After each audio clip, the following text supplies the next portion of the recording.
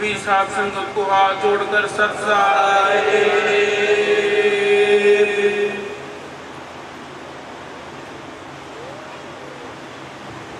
देखो भाई, गुरु की दया से देखो सत्संग पे विचार करना बहुत ही जरूरी है। सत्संग में हम आते हैं, संतों की शब्दवाणी सुनते हैं, अगर विचार नहीं किया तो बात नहीं बन सकती। देखो सत्संग में हम किस लिए लगते हैं, क्या हमारा उद्देश्य है, इसके बारे में विचार करना बहुत ही जरूरी है। तो गुरु की दया से संतों ने आत्मज्ञान के बारे में इस जीव को बताया है। संत जो आत्मज्ञान शब्द जो बताते हैं, उसी से इस जीव का कल्याण होगा,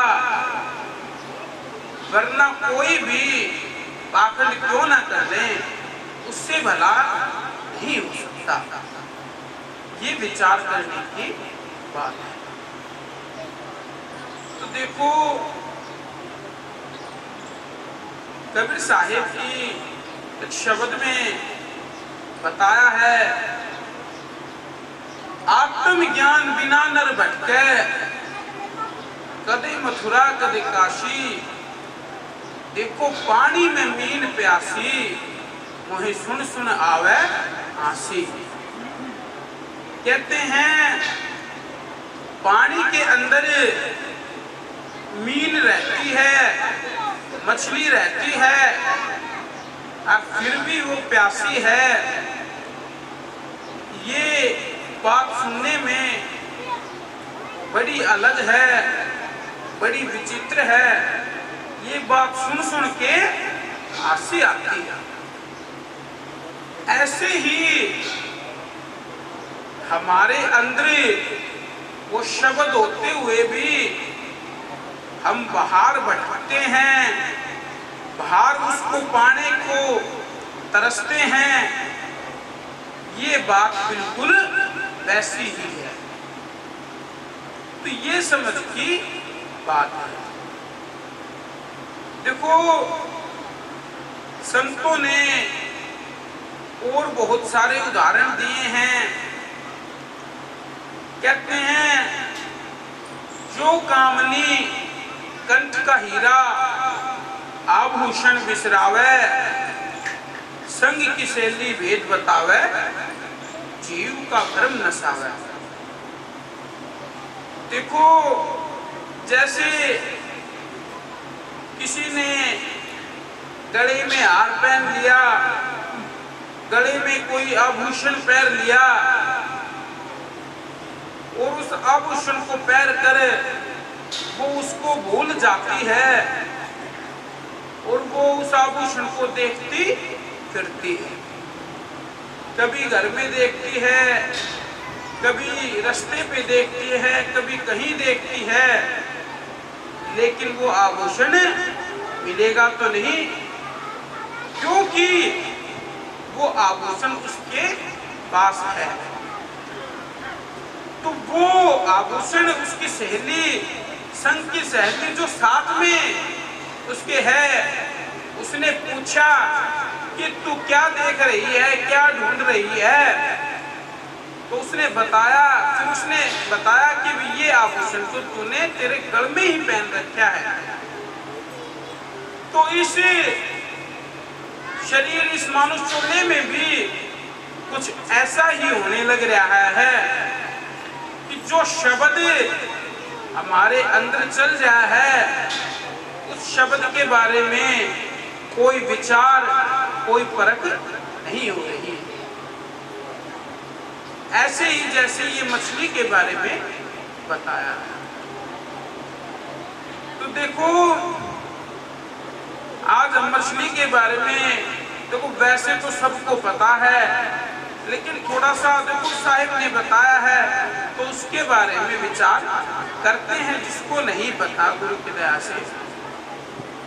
कहते हैं जैसे मछली है वो पानी के अंदर रहकर प्यासी कैसे हो सकती है, ये विचार प्रकट तो जरूर होता है। तो देखो कबीर साहिब ने कोई भी बात बताई है, संतों ने जो भी बात बताई है, उसके पीछे कारण जरूर होता है। ऐसा नहीं है कि वो बात बिना कारण के कहती हो। तो आपने भी आज हाल फिलहाल में भी आपने जोड़ में या तालाब में कहीं ना कहीं मछली, कहीं ना कहीं नीम देखी होगी।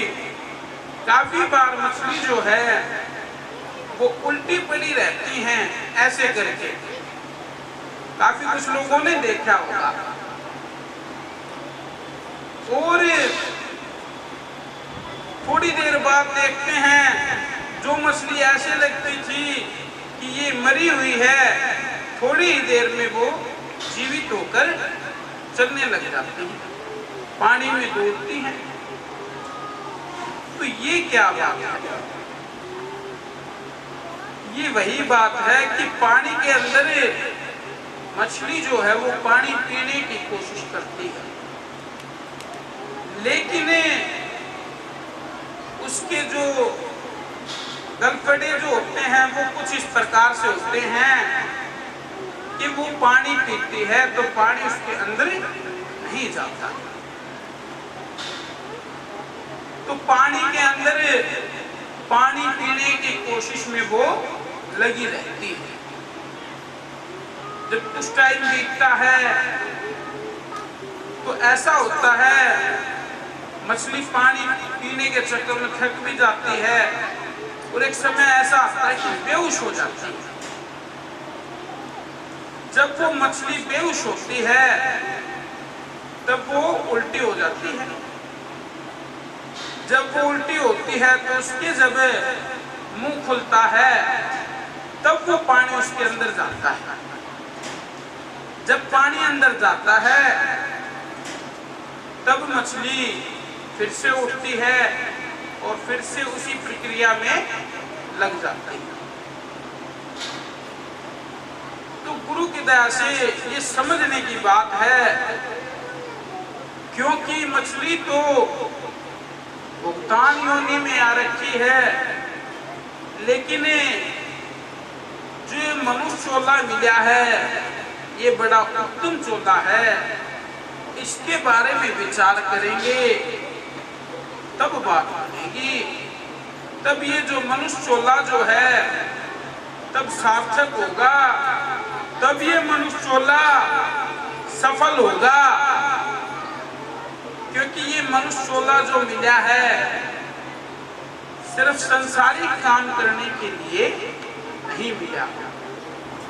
ये मनुष्य चोला मिला है मालिक की भजन बंदगी करने के लिए, मालिक की बात को समझने के लिए।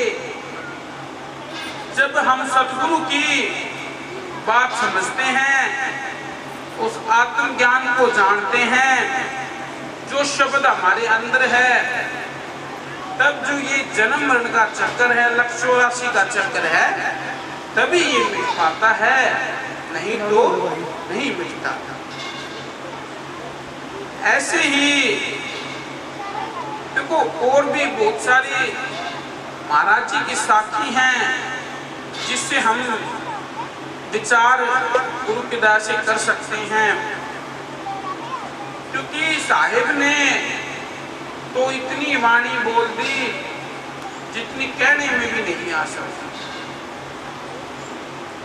साखी कहती है कि हमने वाणी इतनी कथी जितना बालू रेत। कबीर साहिब ने तो इतनी बातें कह दी कि जितना बालू रेत बताया है। बालू रेत की कोई संख्या या कोई गिनती में नहीं आ सकता, ऐसे ही साहिब की वाणी भी गिनती में नहीं आ सकती। लेकिन हमने अगर विचार कर अगर कोई बात एक मानी भी पकड़ ली तो उससे ही हमारा जीवन सफल हो जाता है। कहते हैं तू है शब्द शब्द तुझ माही, शब्द बिना तू सब कुछ नाही। तो संत जो हैं, जो शब्द बताते हैं, सारा खेल उस शब्द का है, क्योंकि उस शब्द को जानना है जो साहिब ने बताया है, जो अंदर चल जाए, लेकिन उसको जान नहीं पाते तो कभी मथुरा कभी काशी भटकते रहते हैं। तो गुरु की दया से उसको जानो, उस पर विचार करो, उस पर चलो, तभी बात बनेगी, नहीं तो बात नहीं बन सकती। तो गुरु की दया से